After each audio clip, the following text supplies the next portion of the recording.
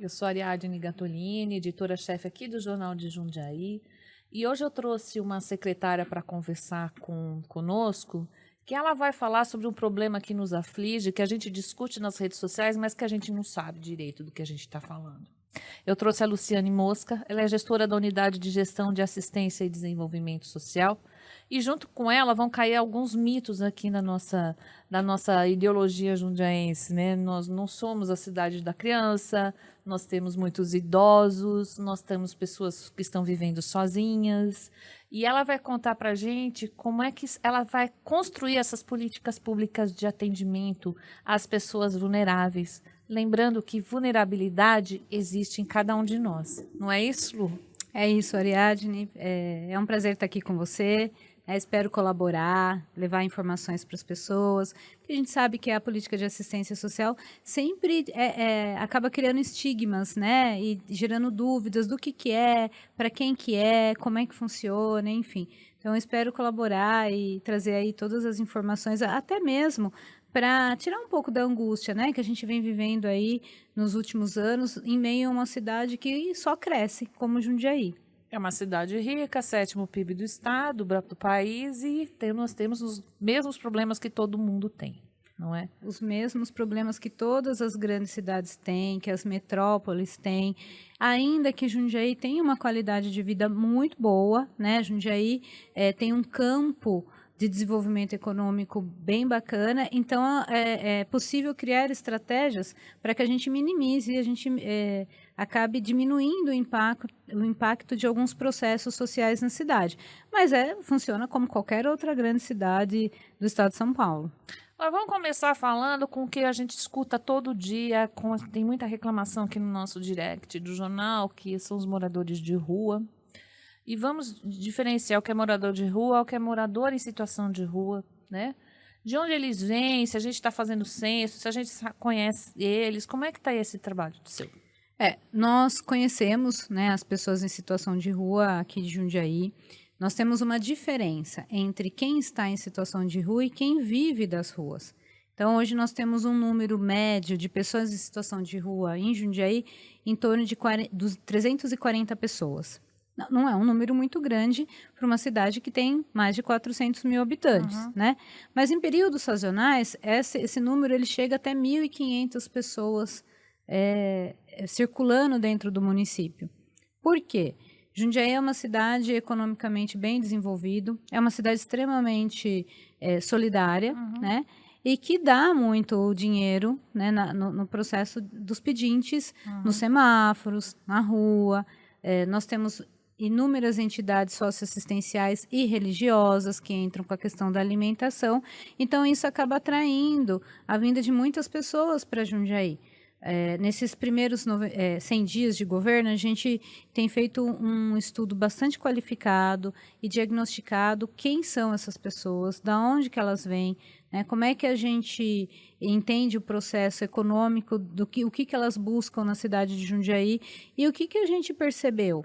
Que todos os dias desce um número muito grande de pessoas na estação do trem que vivem das ruas e que vão pedir, né? Inclusive pessoas idosas, a gente tem encontrado um número grande. Antigamente, às vezes você falava, com crianças, às vezes, né, com crianças, famílias, né? Temos algumas famílias bolivianas que vêm em busca do recurso, porque elas vivem da rua, mas não estão em situação de rua. Em situação de rua são aquelas pessoas que estão há mais de um ano dormindo na rua, né? Vivendo na rua, que precisa tomar banho nos espaços públicos, que não tem acesso a nenhuma das garantias sociais, geralmente são drogaditos, alcoólicos ou com problemas dentro ali da lógica da situação mental. Então, é um outro tipo de pessoa. Dá para quantificar mais ou menos quanto a gente tem nessa situação que está vivendo realmente na rua? Olha, vivendo realmente na rua, a média de 340 pessoas. 340. Né? Dessas 340, vamos classificar aí que a gente tem 60% delas que tem a questão com álcool e drogas. São drogaditos, alcoólicos, isso. E com problemas mentais, né? Que tem a saúde mental aí, ou cognitiva, em alguma situação nesse tipo. Mas a gente tem... as outras pessoas que são pessoas provenientes mesmo do processo da pobreza. E da exclusão. Né? E da exclusão. A gente tem um número crescente nas grandes regiões do aumento da vulnerabilidade social. A gente sabe que isso tem ampliado, principalmente depois da pandemia. Então, e das pessoas que acabam perdendo os seus lares, né, que vão arranjando espaços estratégicos e vão vivendo até ter o trabalho e até alugar um espaço, enfim. Então, esse número é um número de 40% aí desses 340 pessoas que a gente tem mapeado. Ou seja, esse 40% que você mapeia é um teu público. É um público que é da assistência social, né? Não é todo mundo. Os demais são da saúde, na verdade, eles precisam de tratamento médico. Exatamente. E atendimento, né? A pessoa em situação de rua, ela é de todo mundo, né? Ela é da assistência, ela é da saúde, ela é também da política de habitação. Por isso que precisa de um esforço na discussão. A gente também precisa da segurança pública, porque no meio das pessoas acabam se misturando pessoas que cometem algumas infrações, né? E eles se misturam facilmente, enfim. Mas a pessoa mesmo em situação de rua, ela vive no processo de exclusão absoluta e ela perde todas as referências sociais. Sem garantia de direitos, né? Sem garantia de direitos. Você imagine, Ariadne, uma pessoa que está na rua há 5 anos. Então, ela já perdeu a referência social para tomar banho, as referências sociais para se comunicar. Né? Ela não sabe mais viver em sociedade. Então, a questão do banho, das drogas, do álcool, a questão das convivências, né? Inclusive das relações sociais, elas se perdem. Então, este é o público que a gente precisa atender e que a gente precisa dar conta quanto município. Né?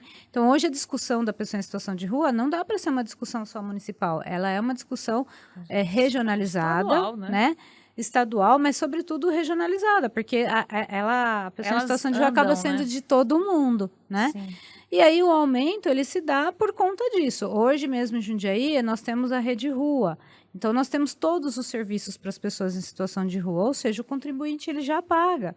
E é importante que ele saiba daquilo que tem no município. Hoje nós temos Centro Pop, que é a porta de entrada, onde eles vão tomar banho, onde nós vamos tratar da questão dos documentos, onde nós vamos fazer a primeira alimentação, verificar a questão da saúde e nós vamos fazer o convencimento para que ele vá para a casa de passagem. A casa de passagem, ele pode ficar de 3 dias até 3 meses, enquanto a gente vai trabalhando esse processo de ressocialização. Depois nós temos o abrigo, que é o período que ele já está desintoxicado do ponto de vista químico, e a gente começa a trabalhar o processo de inclusão produtiva. E depois a gente ainda tem as repúblicas, que são as casas que eles também custeiam, né, aí já num processo onde ele está reincluído, onde ele já está pronto, né, para ser reinserido no processo social, na lógica da convivência social. Então, nós temos isso no município e a gente custeia. É importante que as pessoas saibam. Só que a partir do momento que eu não dou conta, né, de entender como funciona o serviço público de acolhimento e quem são essas pessoas, eu acabo alimentando uma outra economia, que são essas pessoas que vivem das ruas, mas que não estão em situação de rua. Então, são 2 processos diferentes para a gente entender. E Jundiaí está passando por esse momento. Eu me conscientizei há muitos anos, eu não dou dinheiro na rua, porque eu acho que o dinheiro da rua ele vai para qualquer lugar, menos para o atendimento mesmo. Quando eu lembro, eu compro os pacotinhos de bolacha, vou deixando os pacotinhos lá, né, distribuindo o que eu tenho. Porque eu acho que o dinheiro, ele não é questão de ser pedagógico, não. O dinheiro não vai salvar essa pessoa, né? Não vai modificar a vida dela. Então, eu sinto que eu estou dando uma esmola, não estou contribuindo para aquela pessoa, sabe? As contribuições, né? A gente fala, olha, quando você... as doações espontâneas, vamos chamar assim, né? Elas acabam alimentando uma outra economia. Porque se a pessoa é drogadita, aquele recurso ele vai servir para as biqueiras, né? Para alimentar o vício, tá? Hoje, né, Jundiaí tem Bom Prato, Jundiaí tem as instituições religiosas, então são múltiplos acessos. A pessoa em situação de rua, de fato, quando ela é bem trabalhada e a gente tem política pública de inclusão produtiva, política pública de cuidado, ela não precisa acessar esse recurso, porque ela está inserida em outro processo. Quem vive da rua, não. é processo econômico. Então, eu preciso que você me dê esse dinheiro. Né? Por isso que a gente precisa pensar, precisa entender como é que funciona esse ciclo de atendimento e quem são essas pessoas. Hoje, a gente tem uma média de 200 pessoas descendo aí por dia na estação de Jundiaí. Na estação de trem, gente, na estação, tá certo? Não na é estação gente de daqui. trem, não, gente, vem de outros municípios, né? Que vivem das ruas, Sim. que sabe que Jundiaí é uma cidade desenvolvida economicamente. Então, eles estão vindo, cada vez mais eles estão vindo. É óbvio que a gente tem um número também de pessoas que vêm da cidade de São Paulo, da Cracolândia. Eles migram. Por quê? Eles sabem que aqui eles vão encontrar o recurso financeiro. Tá? Então, a gente tem feito muito esse debate. Hoje, a gente tem reorganizado a Rede Rua, né, que é o projeto que a gente trabalha para pessoas em situação de rua, no sentido de dar um novo ressignificado, de criar estratégias, inclusive econômicas, para que a gente possa lidar, né, com essa situação aí que vem ampliando nas cidades grandes, cidades da região metropolitana. Mas a gente tem que trabalhar na saúde, a gente trabalha com a drogadição, a gente trabalha com 40% só de pessoas que são recuperadas, né? A reincidência é normal, a dificuldade de sair do vício é normal, e a gente costuma falar desses assuntos só para pessoas pobres, mas na verdade não é. A gente já fizemos reportagem com pessoas de classe média alta que foram para as ruas por causa das drogas. Exatamente. Porque é um problema de saúde pública, é um problema né? De saúde é um pública. problema de saúde pública. A área social mesmo, ela fica com uma parte desse processo, que é o quê? Os mínimos sociais. A questão da documentação, da garantia do alimento, do acolhimento, a inserção em programas sociais, né? A questão da drogadição precisa ser tratada. E hoje em dia a gente não faz mais as internações compulsórias, né? Até porque as pessoas elas não funcionam. A pessoa vai para lá, ela vai passar pelo processo de desintoxicação e ela sai. E quando ela sai, se ela não tem um processo a longo prazo, ela vai voltar, né? Então, nós não podemos mais fazer internação compulsória e a gente não pode ter esse olhar higienista de que, olha, está aqui, eu vou arrancar e vou tirar, né? Eu preciso tratar o processo. Se eu não tenho esse olhar, o número, ele amplia, né? E quando a gente tem um olhar muito higienista, por isso que a gente fala higienista. Eu limpei naquele momento, mas daqui a pouco eles estão lá novamente.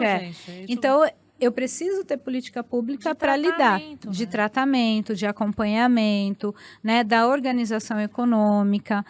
Como é que eu faço isso? E eu construo isso com toda uma sociedade, né? Eu preciso conscientizar as pessoas dos serviços que existem na prefeitura e como que eu encaminho, né, as pessoas em situação de rua para esses serviços. Eu ainda sou da turma do água mole em pedra dura, né? Tanto bate até que fura. Você tem que ficar, é a insistência. Nós temos um serviço de abordagem social, a gente tem ampliado a abordagem social no município de Jundiaí, mas a gente tem que fazer o convencimento, porque eu não posso obrigar a pessoa a ir passar a noite no abrigo. Né? Nós temos o processo de recâmbio, então muitas pessoas que a gente consegue acessar as famílias, que a gente consegue devolvê-las para a família, a gente faz. Abrigo com os animais de estimação? A gente já consegue oferecer os abrigos com os animais de estimação. Todas as nossas, tanto as casas de passagem quanto o abrigo, eles têm um espaço para acolher também o animal de estimação. Hoje a gente tem um serviço bastante humanizado, né? Claro que nós vivemos em sociedade, a sociedade se transforma, a gente tem que ir pensando sempre estratégia nova, tá? Mas a gente tem uma rede bacana. Então, é importante que as pessoas de Jundiaí conheçam essa rede. Mas o cara que está na drogadição mesmo, ele não vai conseguir ir para o abrigo, né? Olha, a gente precisa de acordos, né? Porque vamos pensar, eu tô lá, eu avancei bastante com o seu João. Seu João, ele cumpriu todos os acordos. Ele sabe que ele não pode se drogar, que ele não pode beber, ele precisa aderir ao tratamento, né? Nós vamos trabalhar a questão da saúde mental também. Então, aí ele começa a ser inserido em ações e oportunidades de trabalho. Ele está num outro processo. Quando chega o drogadito que não adere a nada, ele atrapalha o seu João. Aí o seu João não consegue caminhar. Então, a gente tem os pequenos acordos, né? Não é assim, eu vou... porque eu quero e vou fazer o que eu quero. Lá tem regras. E é difícil para eles essas regras. É difícil. A rua não tem regra, né? Não, é aquilo que eu falei. Eles perderam todas as relações sociais. Não tem regra, não tem horário, ninguém manda em mim. Então, o processo de convencimento sempre é muito difícil de fazer. Agora, a gente estava discutindo aqui a fome, né? essa cidade rica, 420 mil habitantes, líder em inovação, tecnologia, SG, e de vez em quando você se dá, né, se permite subir o morro, descer o morro, ir para a periferia ou ir para outra, você encontra gente em situação de vulnerabilidade alimentar. Né? Sim. E assim, é a Jundiaí que ninguém vê. Eu falo assim, vocês acham que Jundiaí é só 9 de julho e Avenida Jundiaí? Não é, gente. Jundiaí é muito mais que isso, né? E é bem aqui próximo da gente, a gente tem esses núcleos. Como é que você vai lidar isso? Eu lembro que tinha banco de alimentos, tiraram o banco de alimentos, né? Depois que acabou a pandemia. Como é que você vai oferecer... Gente, eu estou falando de alimento mesmo. Como é que nós vamos oferecer alimentos a essas pessoas mais vulneráveis? Hoje, Ariadne, nós estamos reorganizando o Programa de Segurança Alimentar e Nutricional em Jundiaí. A gente já sabe que nós temos as famílias em situação de vulnerabilidade, porque a gente tem a base de cadastro único com os números, né? Inclusive... São 17 mil. São 17 mil famílias. 17 mil famílias. Gente, vezes 4, vocês veem o número como é que é. A média de pessoas é de 3 a 4 pessoas, então nós temos hoje mais de 10% da população de Jundiaí no cadastro único, tá? Isso não é uma vergonha, porque todo mundo já passou em algum momento na vida, né, por um processo de vulnerabilidade social. A questão com recorte de fome, ela também existe aqui em Jundiaí, porque Jundiaí é uma cidade da região metropolitana, a gente precisa entender que a gente tem os jundiaienses e a gente acolhe as pessoas de fora, e cada uma chega dentro de uma lógica e uma situação econômica. E a gente tem recorte, sim, de famílias que precisam da suplementação e da organização de um programa de segurança alimentar e nutricional, né? Hoje nós temos o cartão alimentação, que a gente distribui para as famílias que estão em situação de vulnerabilidade social e que tem esse recorte de renda, né? Entre outros programas de transferência de renda, mas tudo é muito caro. A gente tá falando cada vez mais caro. Cada vez mais caro. Então, quando eu falo de um cartão de R$236... Não dá para comer o mês inteiro. Como é que você faz se você tem 4 filhos? Não dá. Né? E a gente precisa desmistificar o cadastro único, porque você fala, poxa vida, né? Quem está aí precisa? Hoje, a grande maioria, 90%, 95% são de mulheres arrimo de família, mulheres que criam seus filhos sozinhas, de mulheres que não têm casa própria, que cuidam dos pais, né? Então, o recorte aí outra coisa que eu diferente. gosto. Qual que é o máximo mesmo da Bolsa Família? Então, são R$600, como né? É que você come com R$600? E aí você tem um piso variável de crianças até 3 anos que você recebe R$150 a mais. Vamos pensar que essa mulher, ela recebe R$600 e recebe mais 300 de 2 crianças até 3 anos, que são R$900. E se ela precisa pagar o aluguel? E aí, e se ela precisa comer? Né? Nós temos um número muito grande aqui de mães atípicas, tá? É importante a gente dizer isso, né? Dentro do critério de vulnerabilidade, que não, porque não tem com quem deixar exatamente, as crianças, né? não tem com quem deixar as crianças, né? E que precisam estar cuidando desses filhos. Sim. Então, a gente precisa desmistificar, né? Falar, olha, o cadastro único tem pessoas que não precisam. É óbvio, né? Nós não somos ingênuos. Sempre vai ter pessoas porque a gente precisa fazer visita, tem critério. Com essa conversa, às vezes eu escuto alguns empresários falando, eu falei, gente, mas vamos fazer assim? No próximo mês você passa o mês com R$600 no supermercado, beleza? E é claro que não dá, a gente precisa criar ações. Hoje a gente tem uma ação super bacana que a gente faz com o Jundiaí Empreendedora em todos os 6 CRAs. Nós temos 6 CRAs no município de Jundiaí, onde a gente trabalha a questão da intermediação da mão de obra.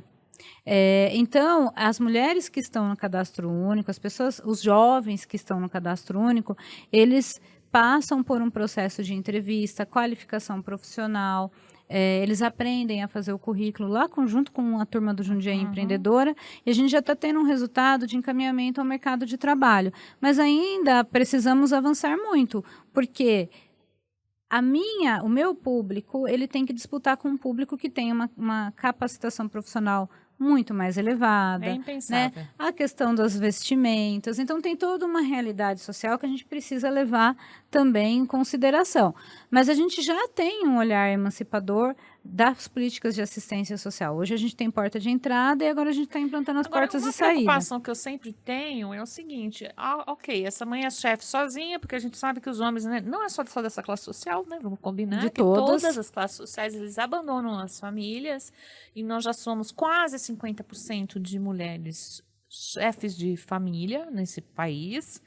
Elas têm filhos atípicos ou não. Eu sempre penso assim, tá bom, ela vai trabalhar e a criança fica onde? Exatamente. Ah, tem vaga na creche? Gente, não tem vaga na creche. A creche é do dia inteiro? Não é do dia inteiro. Lá em São Paulo fizeram um modelo de 7 às 7, para a mãe poder trabalhar.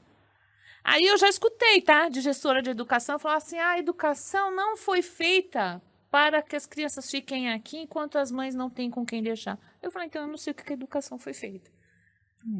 Não é? Então, assim, é toda uma dinâmica que não acolhe essa mãe. Não é só a mãe pobre, ela não acolhe mãe nenhuma, vamos combinar, né? A não ser que você tenha muito, muito dinheiro. Então, como é que se trabalham essas questões? Essas crianças, eu sempre penso, as crianças que estão nessa situação de vulnerabilidade, elas deviam ter prioridade na creche. Essas mães deviam ter prioridade nos atendimentos. Como é que é isso para você? Hoje a gente tem observado como é difícil lidar com essa questão na emancipação das mulheres, né, que são a ramo de família, com a questão das creches. É claro, as creches não têm vaga para todo mundo, né? Quando a gente coloca na lógica da igualdade, a mulher vulnerável e a mulher que precisa trabalhar para não ficar vulnerável também tem direito a essa vaga na creche. Então, a gente precisa ampliar o processo de integração das políticas sociais. Olha, a saúde, a educação e a assistência social é considerado política social, que são as políticas que acolhem e que organizam a vida do dia a dia, né? Principalmente dos mais vulneráveis, mas de todos nós. Se a gente parar para pensar, todos nós precisamos desse ciclo. A gente hoje precisa trabalhar esse processo integrado para que essas mulheres tenham mais acesso. Quem não consegue a vaga na creche precisa ter uma rede social que a apoie. Se a gente está falando de mulheres vulneráveis, né, que não têm seus companheiros e que grande parte dessas mulheres tem que cuidar, inclusive, dos pais, Sim. Né? Precisa cuidar de sobrinhos. Sim. Então, como é que ela faz? Por isso que é importante que a gente tenha um programa de transferência de renda e a gente trabalhe processos de emancipação com recorte de renda, na lógica do mercado de trabalho, mas também de empreender socialmente por necessidade. Sim, né? sim. A gente precisa criar estratégia para que ela tenha esses acessos. Por isso que a gente não pode julgar, a gente precisa entender como funciona a lógica social de uma cidade. Jundiaí é uma cidade bastante desenvolvida e pode criar estratégias específicas para que a gente possa mitigar, né, essas ações de vulnerabilidade social. A gente consegue trabalhar na redução de danos, mas a gente tem que pensar isso como a gente pensa o planejamento urbano de uma cidade, a médio e longo prazo. Como é que eu vou trabalhando a questão da pobreza? Eu preciso ter esse olhar. Porque eu vou olhar para essa mulher, né, para essa família. A assistência social trabalha muito, né, na lógica familiar, na matricialidade familiar. Então, eu preciso olhar para essa família dentro dos seus segmentos de gênero, né, dentro dos seus segmentos de faixa etária e das suas necessidades. Porque é aí que eu começo a pensar essa cidade saudável a médio e longo prazo. Quando eu escondo isso, geralmente a gente quer esconder, falar, vamos esconder a pobreza, porque aí eu vou dar a impressão... Feia, né? A pobreza é feia, vou dar a impressão de que a cidade é saudável se eu não falar sobre isso. Você, Ariadne, você anda nas ruas, você conhece os bairros, né? Então, a gente fala, gente, é chover no molhado, a gente assume que existe. Porque a desigualdade social não foi criada por Jundiaí. Não. A desigualdade social, ela vem num processo histórico milenar, né? Quando eu assumo, eu vou criando estratégia para diminuir essa desigualdade social e eu vou tornando essa cidade muito mais saudável, porque eu consigo olhar para todo mundo. Quem precisa... Quem mais precisa, né? Quem hoje está num momento de vida melhor. Então, eu consigo desenvolver a cidade a médio e longo prazo.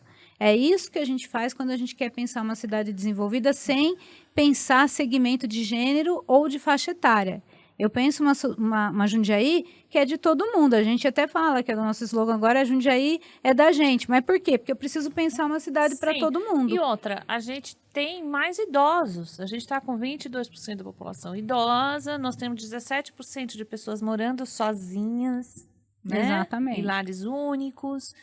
Nós não somos uma cidade jovem, nós somos uma cidade que caminha para a velhice. Exatamente. E aí, assim, você ficar idoso vulnerável, onde é que está essa política pública de apoio ao idoso vulnerável? Por isso que eu falo, é importante o gestor tomar a decisão qual é a linha de gestão que ele quer para planejar a cidade para futuro, né? Para presente e para futuro, porque hoje no presente nós já temos esse número grande de idosos, ou seja, é um número que só vai aumentar, só vai aumentar, porque tem qualidade de vida, então a gente sabe que a população idosa aumenta. Hoje a gente tem pouca política para a pessoa idosa no município. Nós temos ações no esporte, né? Temos um atendimento na área da saúde, mas a gente precisa se especializar. Na área da assistência social, por exemplo, a gente trabalha com 2 vieses. O viés que é preventivo no serviço de convivência e fortalecimento de vínculo, então nós temos os centros de convivência para o idoso, que vai trabalhar esse fortalecimento do vínculo familiar e comunitário, mas sobretudo, né, dias melhores, dias onde ele tem atividades para desenvolver. Isso na básica. Na média complexidade, nós trabalhamos muito a questão do cuidado. A gente tem uma creche para o idoso, que é o Centro Dia do Idoso, onde esse idoso, que não tem tanta mobilidade, a família não consegue dar conta, ele fica inserido em algumas atividades também. E a gente tem um número muito grande agora de idosos que estão caminhando para a ILPI, que é a internação. Que é a instituição de longa permanência, o antigo asilo. Quando esse idoso chega na ILPI, geralmente ele chega doentinho, né? Só que aí a ILPI ele tem toda uma equipe multidisciplinar para que ele melhore. Ou seja, ele vai ficar até o final da vida na ILPI. E aí a gente não tem mais entidade com vaga sobrando. Então nós precisamos começar a pensar futuro, né? Porque é isso que você falou. Os idosos estão morando sozinhos, as famílias estão diminuindo, e daqui para frente a gente sabe que esse processo só vai aumentar. Fora os idosos, né, que passam por toda uma situação de negligência familiar. Violência, né? E de múltiplas violências. Então, é preciso ampliar as políticas para idoso e ampliar os recursos para a política para idoso. A gente tem um pensamento errado. Quando eu estou investindo muito na assistência social, eu estou investindo para ampliar a pobreza. Muito pelo contrário. Quando eu invisto, eu estou investindo para melhorar a qualidade de vida. Para que as pessoas não precisem mais. Exatamente. Né? Então, como é que eu melhoro esse processo? Né? Olhando para o agora. Eu vou cuidando desse processo preventivo com as famílias e com os idosos para que essa situação vulnerável não se alastre e não amplie no futuro. Não é lógico. Uma cidade que é uma criança que come bem, é acolhida, ela não vai ficar doente, ela vai ser um idoso melhor, né? É um pouco óbvio, né? Que a gente cuidando... Se a gente se cuidar, a gente gasta menos lá na frente. Eu falo sempre que a saúde tem um gasto absurdo. É um absurdo a saúde mental cada vez mais, porque a gente não fez a prevenção. Exatamente. Então, hoje, trabalhar preventivamente com a questão da vulnerabilidade é extremamente importante, é fundamental para que eu construa essa sociedade saudável. Então, sempre é preventivamente. Quando a gente faz planejamento na assistência social, a gente sempre organiza os serviços, né? Pela básica, proteção básica, que é preventivo, a proteção de média complexidade, onde os direitos já foram violados, e a proteção de alta complexidade, onde a violência está instaurada. Então, no ciclo, né, dessas violências, aonde que eu preciso investir mais? No processo preventivo, né? Porque senão a cidade, ela acaba gastando muito lá na alta complexidade, que é o que está acontecendo agora. Então, eu preciso trabalhar processos preventivos, políticas públicas para todas as faixas etárias. Jundiaí, sobretudo hoje, para as pessoas idosas, porque nós estamos ficando idosos, né? Já tem um número bem grande. Então, a gente precisa ter uma mudança de olhar, né? Posso ser a cidade das crianças? Eu posso e devo, sempre, né? Mas eu tenho que ser a cidade de todo mundo, inclusive dos idosos. Sim, né? das mães atípicas. Das mães atípicas, né?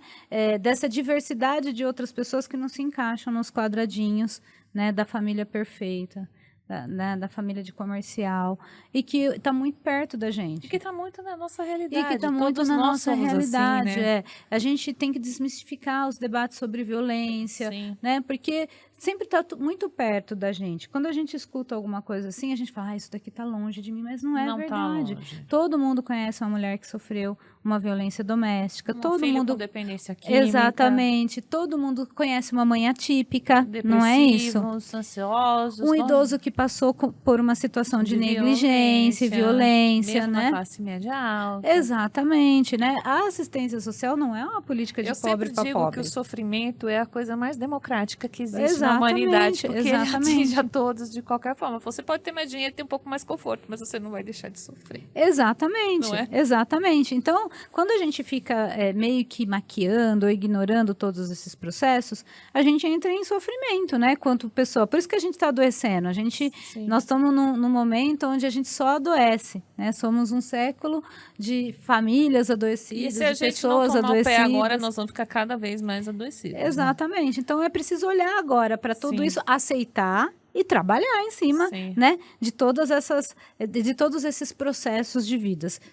No momento onde está tudo bem, no momento onde a gente está mais vulnerável, né, e no momento que depois fica tudo bem de novo. É assim, é o ciclo da vida. Olha, eu conversei com essa moça aqui, mas eu juro que eu vou trazê-la de volta aqui só para a gente conversar sobre adolescentes, políticas públicas de atendimento à criança e adolescente aqui na nossa cidade. Acompanhe o trabalho dela no Instagram da Cidade de Jundiaí e sigam-nos aqui, jj.com.br. Até mais.